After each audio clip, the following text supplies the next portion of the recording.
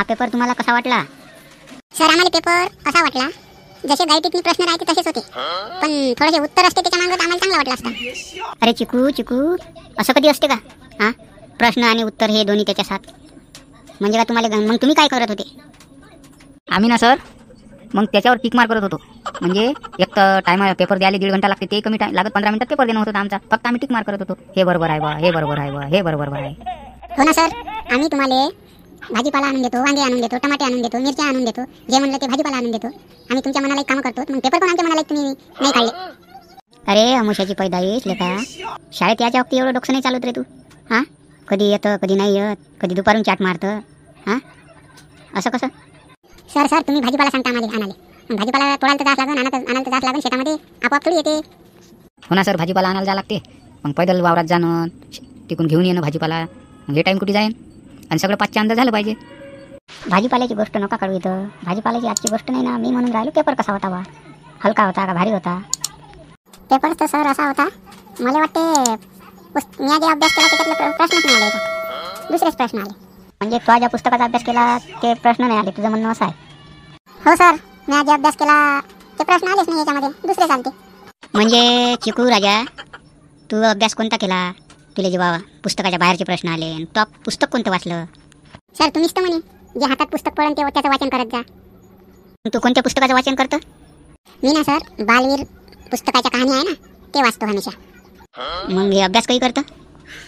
Sir अभ्यासाला वेळच मिळत नाही ना, मग त्याच्यातच टाइम चालला जाते. मी म्हणून राहिलो होतो पुस्तकाचं वाचन करा, म्हणजे तुम्हाला जे पुस्तक आहे त्याचंच वाचन करा. भलत्यास कोणत्या बाहेरच्या पुस्तकाचं वाचन कर सांग, तर त्याचे प्रश्न या पेपरमध्ये कसे येणार आहे? हॅलो, हाय सर, मी आत येऊ का? ये अंदर आल्यावर विचारतो मी आत येऊ का. आणि तुम्हाला इंग्लिश नाही बोलता येत का?